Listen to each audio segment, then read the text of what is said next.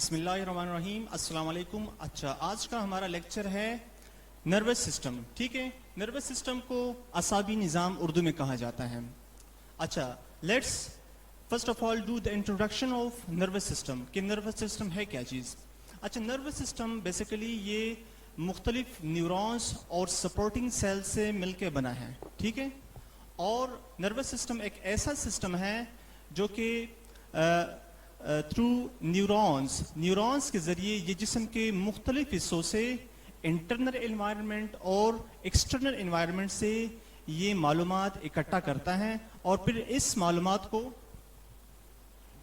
ये स्टोर करता है और उसके बाद इस मालूमात को मरकज़ की तरफ भेजता है और मरकज़ से फिर वहाँ से जवाबी रद्द अमल या जवाबी अहकामात वापस पहुँचा दिए जाते हैं उस हिस्से तक या उस मसल तक या उस ग्लैंड तक। ठीक है, तो this is the basic function of nervous system.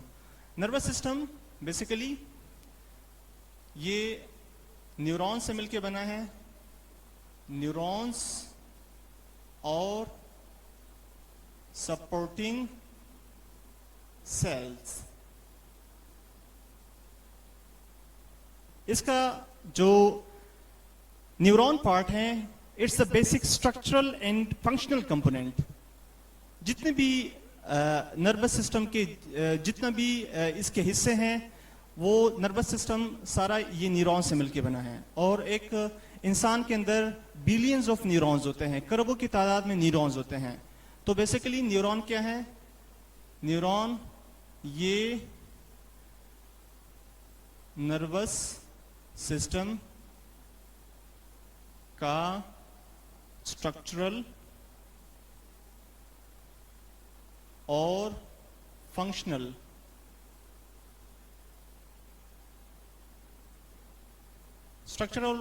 Unit है। ठीक है, स्ट्रक्चरल और फंक्शनल यूनिट से मुराद ये है कि नर्वस सिस्टम की जो साख्त है वो न्यूरॉन से मिलकर बनी है। न्यूरॉन दरअसल ये सेल्स है, ठीक है ना, एक किस्म के खुलिये हैं और फंक्शनल यूनिट है इसका।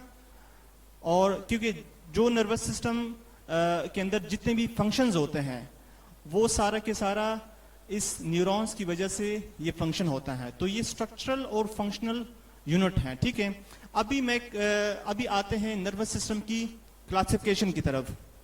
नर्वस सिस्टम को बेसिकली दो हिस्सों में तकसीम किया जाता है, central nervous system and peripheral nervous system. ठीक है, मैं यहां पे लिखता हूं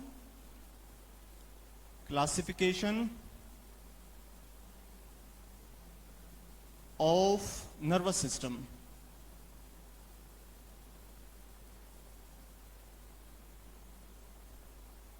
Nervous system is classified basically into two parts: central nervous system और peripheral nervous system।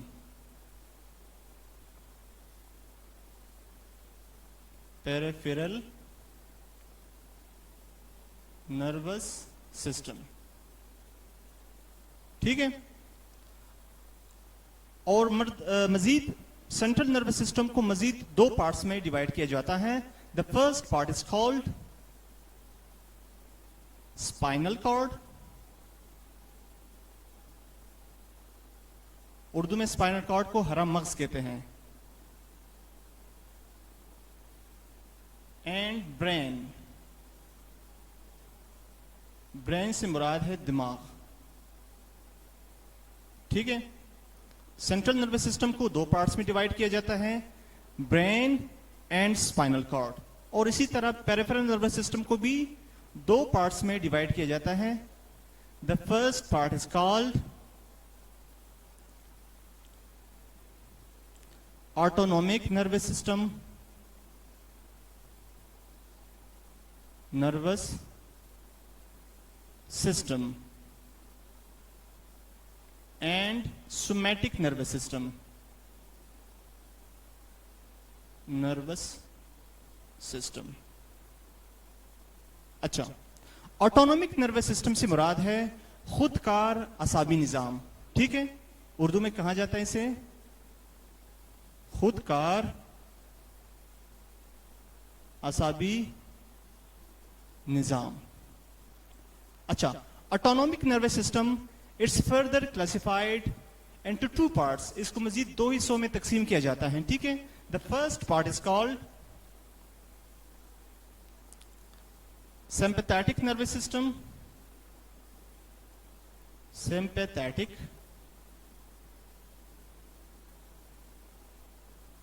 Nervous system और parasympathetic nervous system, parasympathetic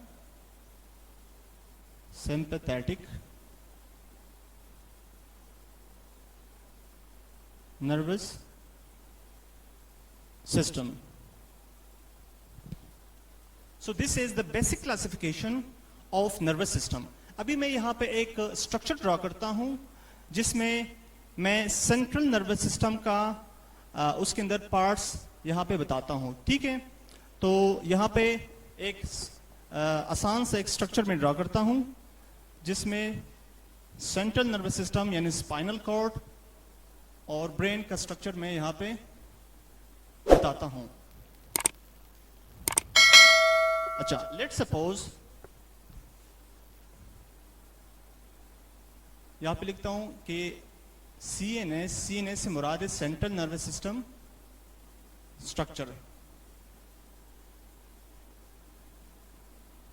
let's suppose ये सेंट्रल नर्वस सिस्टम का एक रफ सा डायग्राम है, ठीक है। This long part is called spinal cord. ये जो लॉन्ग पार्ट है इसे स्पाइनल कॉर्ड कहा जाता है और इसके डिफरेंट पार्ट्स हैं और एक यहां पे पार्ट होता है बैक साइड पे, ठीक है। अच्छा, ये जो लार्ज पार्ट है, this large part is called cerebrum, cerebrum, ठीक है। और इसके अलावा this part is called midbrain, midbrain. और इसके अलावा ये जो पार्ट है, this part is called pons. और इसके नीचे एक दूसरा पार्ट भी होता है जो मैं यहां पे दिखाता हूं।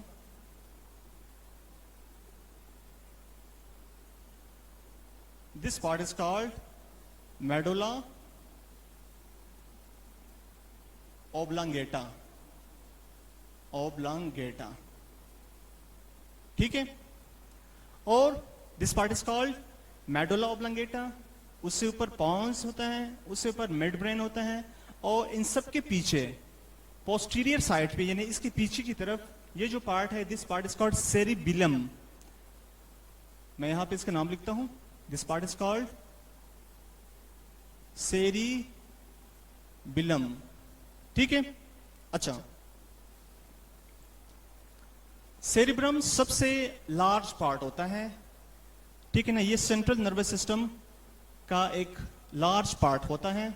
उसके बाद है midbrain, pons, medulla oblongata और इन सब से नीचे एक लंबी सी एक स्ट्रक्चर होती है।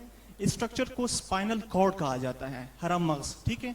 दिस स्ट्रक्चर इज कॉल्ड, ये स्पाइनल कॉर्ड है, स्पाइनल कॉर्ड।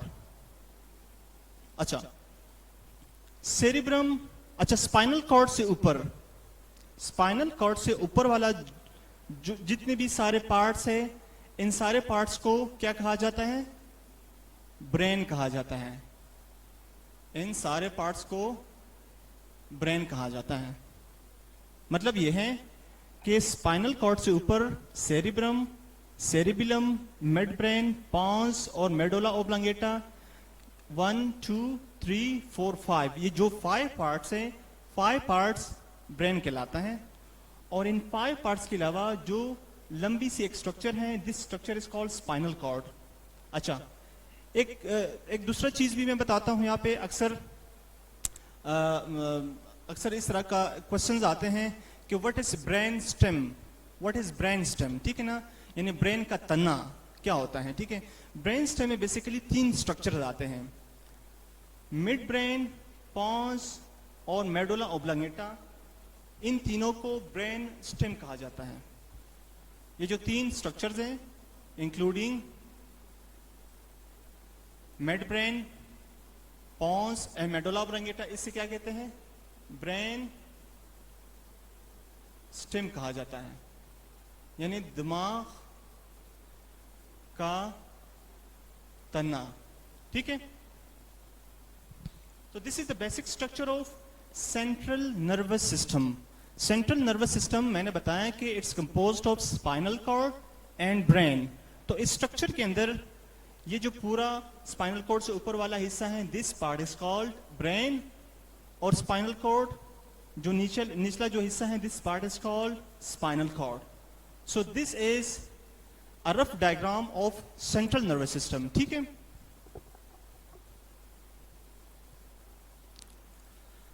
अच्छा, अभी मैं यहां पे एक चीज एक्सप्लेन करता हूं कि सेंट्रल नर्वस सिस्टम और पेरिफेरल नर्वस सिस्टम दोनों एक साथ कैसे काम करते हैं।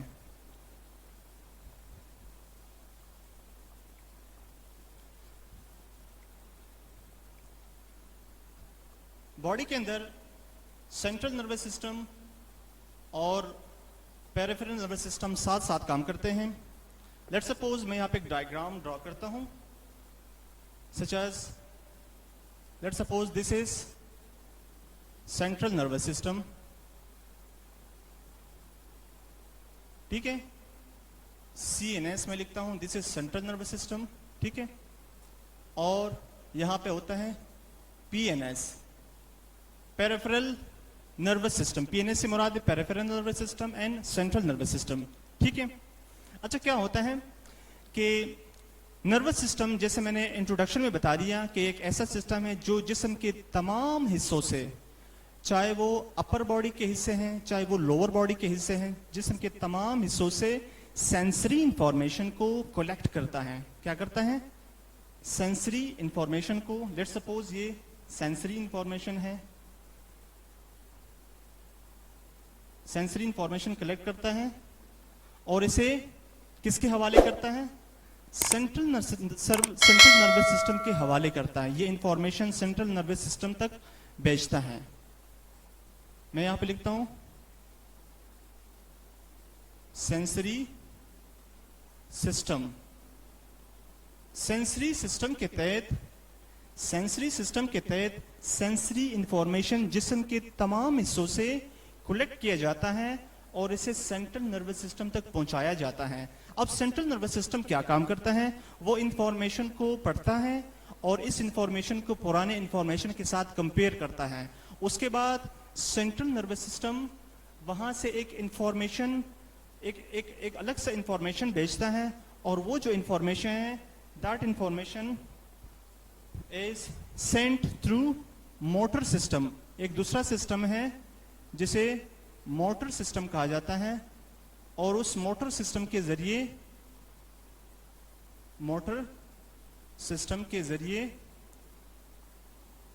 इफेक्टर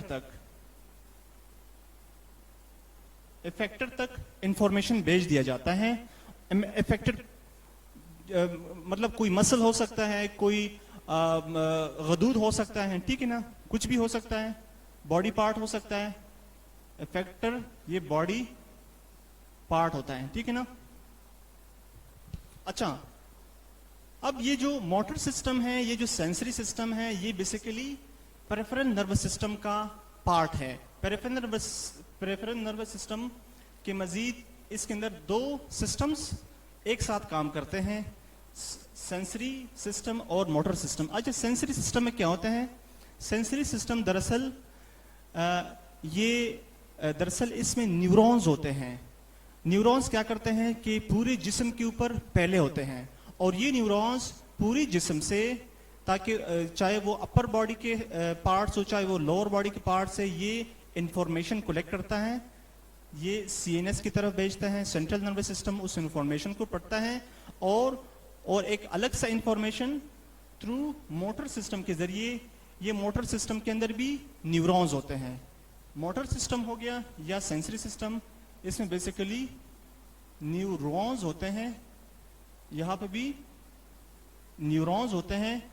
तो न्यूरॉन्स, कुछ न्यूरॉन्स क्या करते हैं कि sensory information central nervous system तक पहुंचाते हैं। कुछ न्यूरॉन्स सेंट्रल नर्वस सिस्टम से इंफॉर्मेशन उस बॉडी पार्ट यानी इफेक्टर तक थ्रू मोटर सिस्टम पहुंचाता है। तो इस तरह से क्या होता है कि नर्वस सिस्टम जिस्म के मुख्तलिफ अज़ा में कोऑर्डिनेशन पैदा करता है। कोऑर्डिनेशन से मुराद है जिस्म के मुख्तलिफ अज़ा में एक राबता बनाता है। ठीक है, तो सेंट्रल नर्वस सिस्टम का बेसिक फंक्शन ये है कि जिस्म के मुख्तलिफ अज़ा में राबता बनाता है। ठीक है, तो जस्ट समझाने के लिए कि पेरिफेरल नर्वस सिस्टम और सेंट्रल नर्वस सिस्टम दोनों साथ साथ काम करते हैं। और देखो, चाहे सेंसरी सिस्टम हो चाहे मोटर सिस्टम हो, पेरिफेरल नर्वस सिस्टम और सेंट्रल नर्वस सिस्टम, इन दोनों के अंदर जो बेसिक फंक्शन है वो फंक्शन किसका है? न्यूरॉन्स का है। तो अभी मैं यहाँ पे न्यूरॉन्स का स्ट्रक्चर ड्रॉ करता हूँ और न्यूरॉन्स की क्लासिफिकेशन पढ़ते हैं कि न्यूरॉन्स के कितने टाइप्स हैं और किस तरह से न्यूरॉन फंक्शन करता है। ठीक है,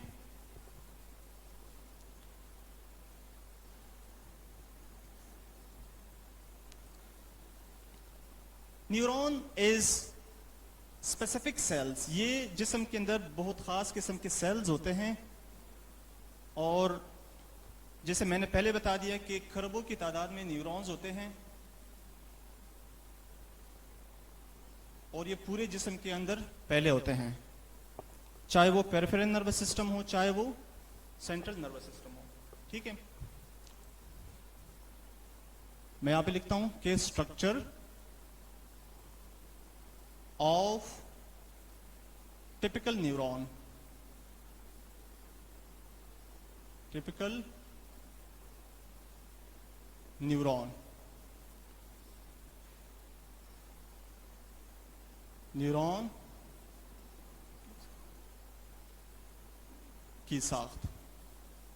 ठीक है, अच्छा, मैं यहां पे एक स्ट्रक्चर ड्रॉ करता हूं और उसके बाद उस स्ट्रक्चर के अंदर न्यूरॉन्स को एक्सप्लेन करता हूं। ठीक है, अच्छा, लेट्स सपोज ये एक टिपिकल न्यूरॉन है और न्यूरॉन के अंदर एक होता है सेल बॉडी और सेल बॉडी से कुछ एक्सटेंशंस निकलते हैं। एक्सटेंशन से मुराद है कुछ शाखें निकलती हैं। ठीक है, और इन शाखों का एक अलग सा फंक्शन होता है। ये कुछ शाखें, ठीक है, और एक न्यूरॉन के अंदर इसके सेल बॉडी के इर्द गिर्द बेशुमार शाखें होती हैं इसके इर्द गिर्द। ठीक है,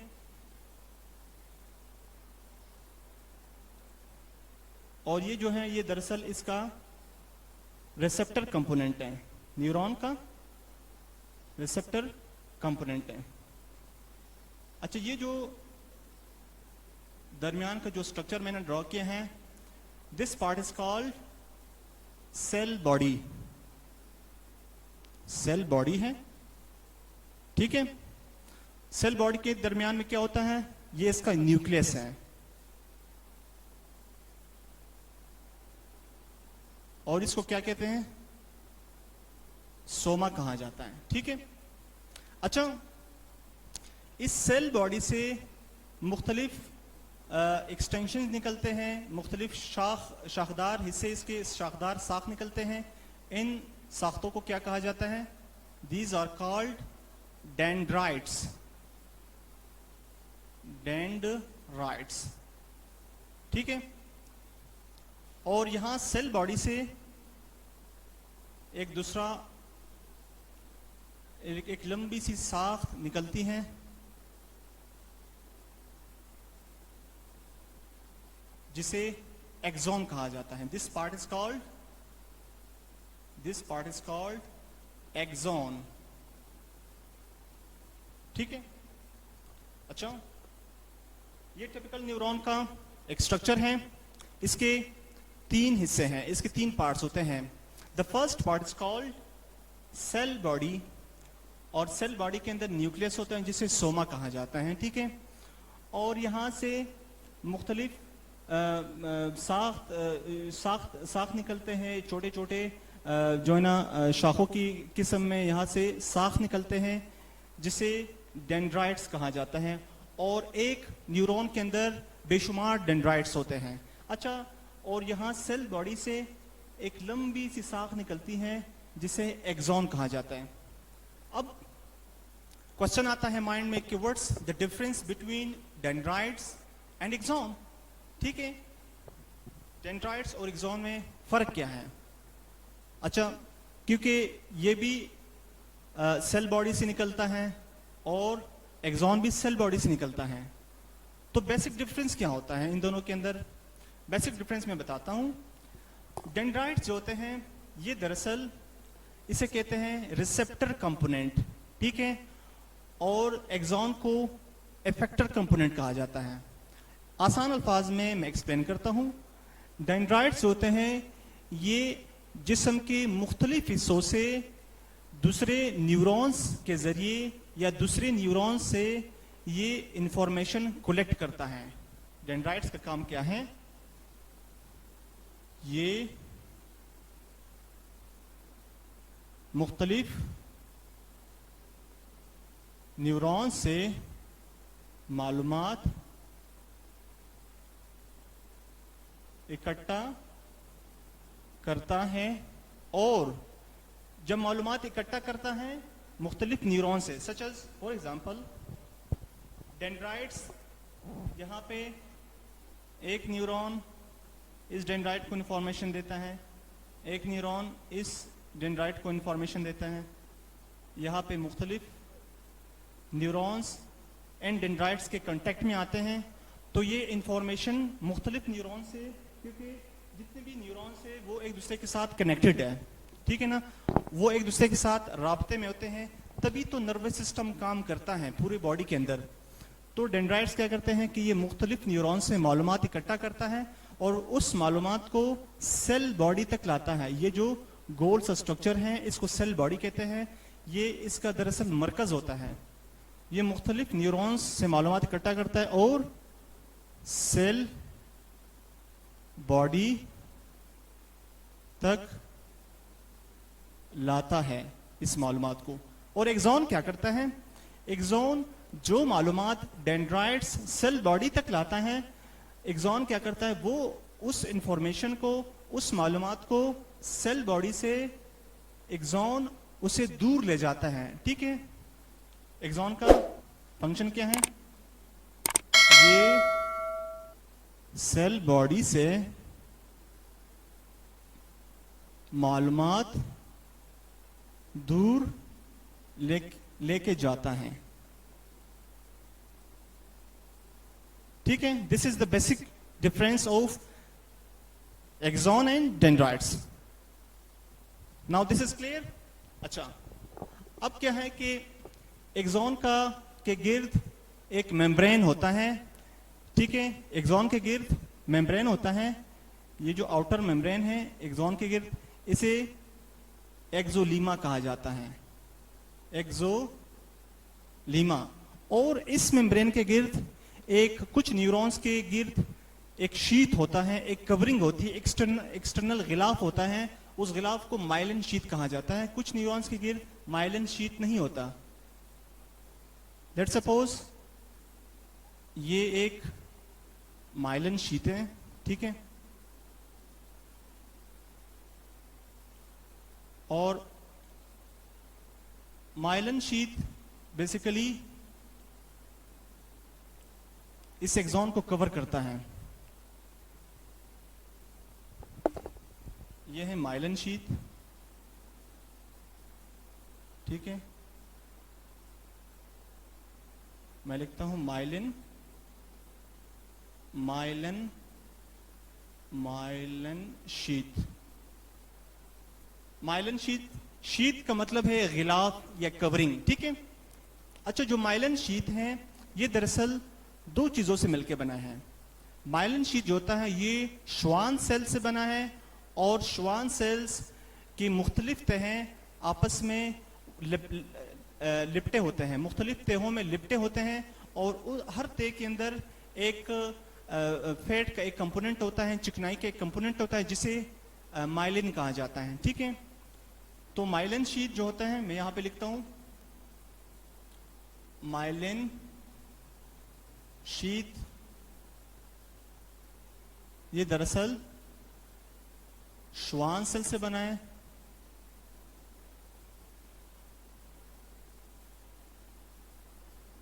श्वान सेल्स एक खास किस्म के खुलिये होते हैं और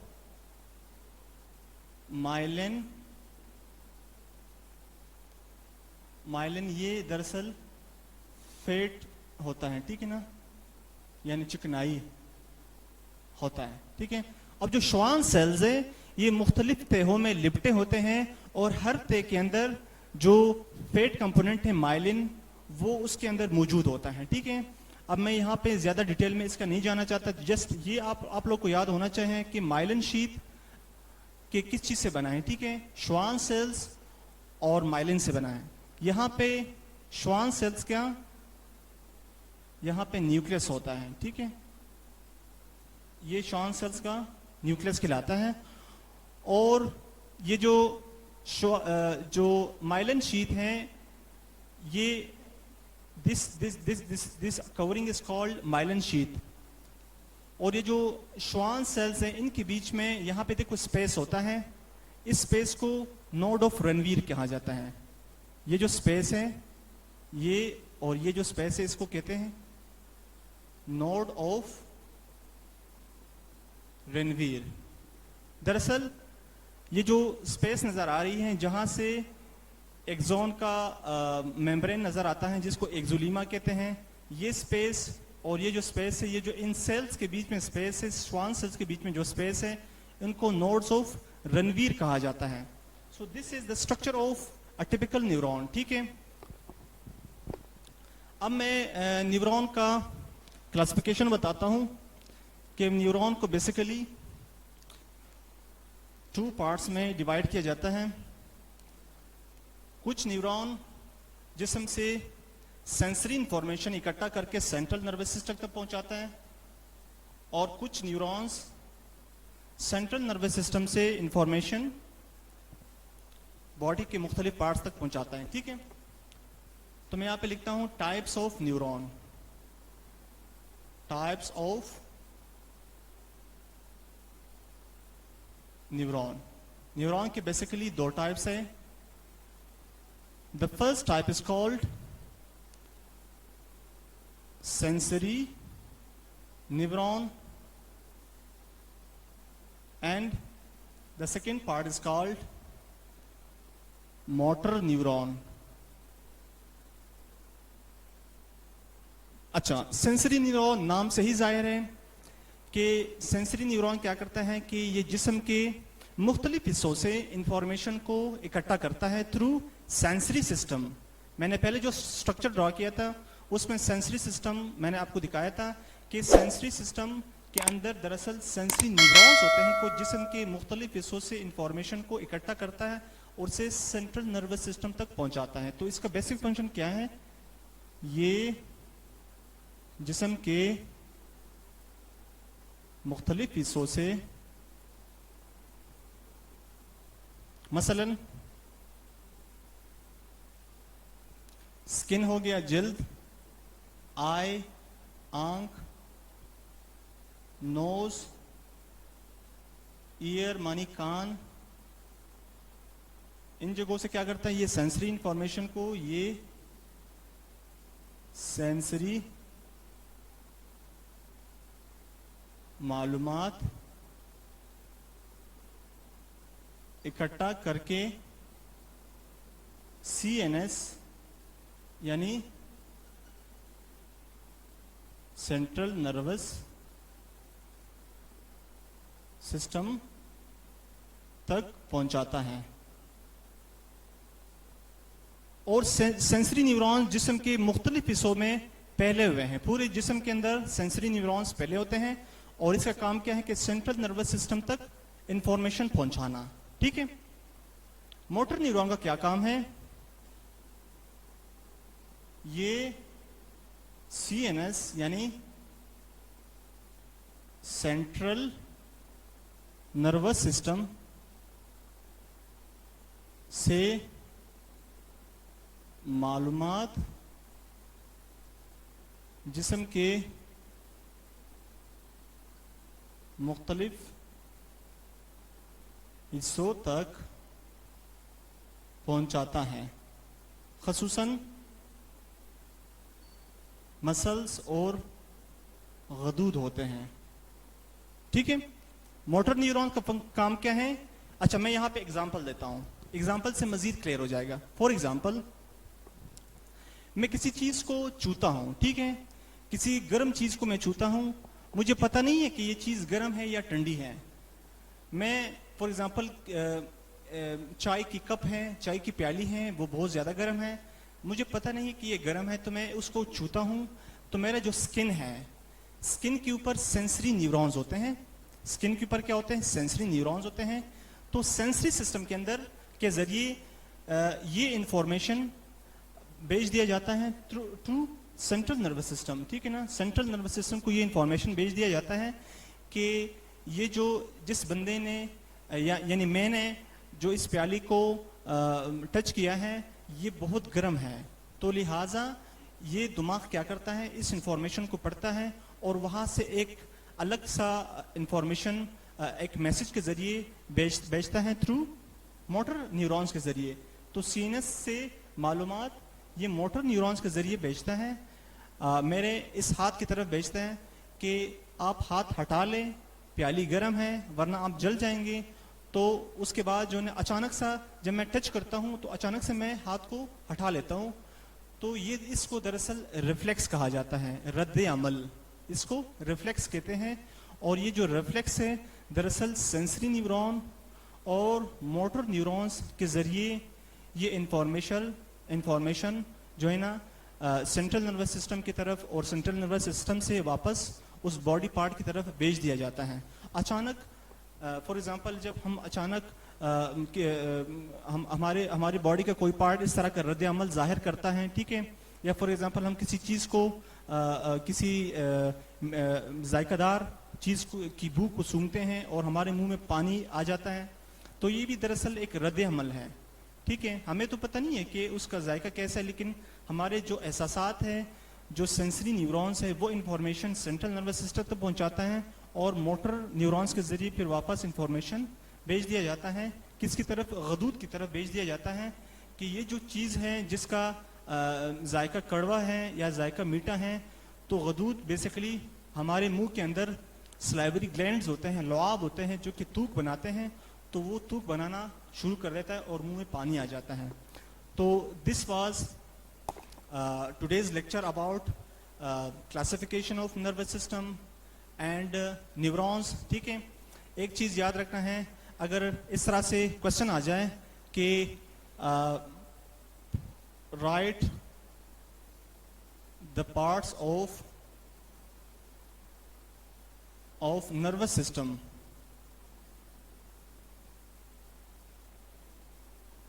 नर्वस सिस्टम के मुख्तलिफ हिस्सों के नाम लिखिए। ठीक है, right the parts of nervous system, मकसद ये है कि आपने उनके नेम्स लिखने हैं। तो बेसिकली जो बेसिक क्लासिफिकेशन मैंने यहाँ पे लिखा, central nervous system, peripheral nervous system, और फिर सेंट्रल नर्वस सिस्टम के अंदर जो ब्रेन के पार्ट्स हैं, मुख्तलिफ पार्ट्स हैं जो मैंने यहाँ पे लिखे, वो उसके जस्ट आपने नाम लिखने हैं और क्वेश्चन के मार्क्स आपको इजीली मिल जाएंगे। ठीक है, तो आज का लेक्चर यहाँ पे ख़त्म होता है। इंशाल्लाह उम्मीद है कि आप लोग को लेक्चर समझ आ गया होगा। तो इंशाल्लाह नेक्स्ट लेक्चर में फिर मिलेंगे एक नए लेक्चर के साथ, उसमें पढ़ेंगे इंशाल्लाह फिर ब्रेन के पार्ट्स पढ़ेंगे डिटेल में। ठीक है, अल्लाह हाफिज़ आज के लिए।